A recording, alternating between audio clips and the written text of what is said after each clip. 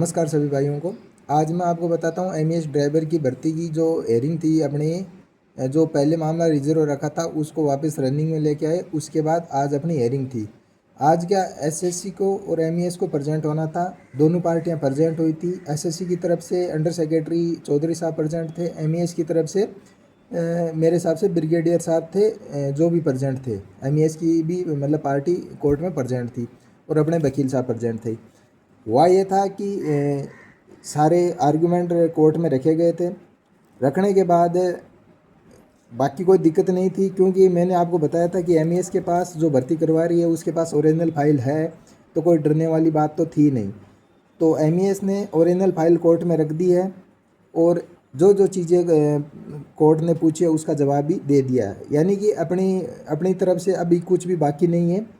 अब हुआ क्या था, जैसे ही कोर्ट में फाइल रखी गई तो जज साहब ने एक चीज़ पूछी कि भाई एससीसी की फ़ाइल रखवा ली और एमईएस की, दोनों की फ़ाइल रखवा ली। अब दिक्कत क्या होती है कि एक सिविल फाइल होती है और एक कोर्ट की फ़ाइल होती है, दोनों में कुछ डिफरेंस होता है। कोर्ट की फ़ाइल है जैसे हम तैयार करते हैं तो वो कोर्ट के हिसाब से तय की जाती है और सिविल फाइल को सिविल के हिसाब से तय की जाती है। तो जैसे एमईएस की फ़ाइल में पेज नंबर 1 था, ऐसे लेके पेज नंबर मान लो कि 60 तक था, और एसएससी की फ़ाइल में पेज नंबर 1 से लेके 60 तक था।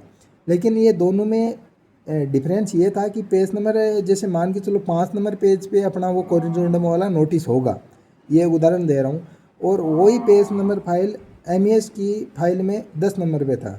तो जज साहब को पहले ये ऑब्जेक्शन हुआ कि दोनों में पेज नंबर सेम मतलब मिसमैच कैसे आ रहा है, दोनों में अलग अलग क्यों है। तो फिर उसको थोड़ा टाइम दिया गया। टाइम से उन दोनों ने जितना हो सका ठीक कर दिया और कोर्ट के सामने रख दिया चीज़ें। फिर जज साहब ने फिर बाल में से खाल निकाल ली और ये एक चीज़ बोली कि इसके अंदर जो एक सारणी बनाई जाती है, आप देखे हो तो जैसे फाइल होती है उसमें मेन पेज पे एक सारणी होती है जिसमें लिखा जाता है पेज नंबर 1 से 5 तक ये चीज़ें हैं, 5 से 10 तक ये है, तो कि ये क्यों नहीं है।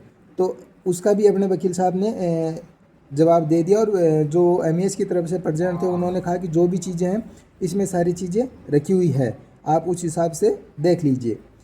फिर मतलब पूरे आर्गूमेंट हो गए। फिर क्या, थोड़ी देर जज साहब समझाने लग गए कि भाई कोर्ट में ऐसा होता है वैसा होता है, वो चीज़ें अपने काम की नहीं है। फिर मामले को अभी रिजर्व कर दिया, अभी इसका फाइनल जजमेंट आएगा। अब आप सबके सवाल ये है कि जजमेंट क्या आएगा। देखिए, जजमेंट आर्गूमेंट अपने पूरे हैं।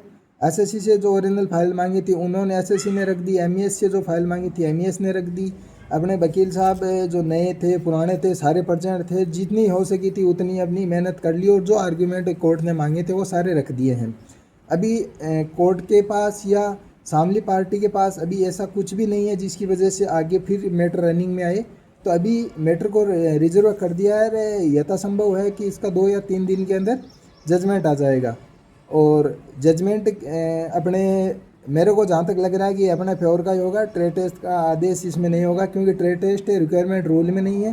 तो रिक्वायरमेंट रूल चेंज हो ऐसा कुछ अपोजिशन ने ठोस सबूत भी नहीं रखा है, प्रूफ भी नहीं रखा है कोर्ट में कि जिसकी वजह से रिक्वायरमेंट रूल को ही कोर्ट चेंज कर दे।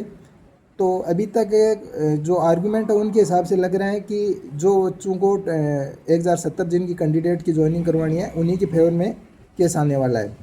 अब एक चीज़ मैं आपको ध्यान देने वाली चीज़ें बताता हूँ। आप लोग जो 1070 कैंडिडेट हैं उनमें से कुछ लोग क्या करते हैं कि जैसे केट में हेयरिंग हो रही है उसमें आप बार बार भद्दे भद्दे कमेंट करते हो। तो दिल्ली प्रिंसिपल बैच की तरफ से आज एक मैसेज भी आया था, आपने देखा होगा, पिछली बार भी आया था कि आप पे लीगल एक्शन लिया जा सकता है अगर आप ऐसा कर रहे हो। तो आप इसको हल्के में ना लीजिए, ये बहुत बड़ी मिस्टेक कर रहे हो आप। नौकरी के नज़दीक हो फिर भी आप पे कुछ मुकदमा वगैरह हो गया, कोर्ट की प्रक्रिया में उलझ गए, तो फिर आपकी ज़िंदगी ख़राब हो सकती है। तो आप थोड़ा धैर्य रखिए, 2-3 दिन में जजमेंट आ जाएगा। मेरे जहाँ तक लग रहा है कि ये अपने फेवर का ही होगा, ट्रेड टेस्ट का आदेश कोर्ट नहीं देगा। अब देखते हैं जजमेंट आने के बाद इसका मैं एक डिटेल से वीडियो बनाता हूँ और आपको बताता हूँ। आज जो कोर्ट में हुआ था वो संक्षिप्त में मैंने बता दिया, इतनी है।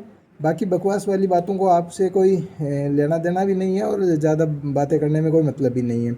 इतना ही हुआ था आज कोर्ट में कि मामला फिर से रिजर्व रख दिया है।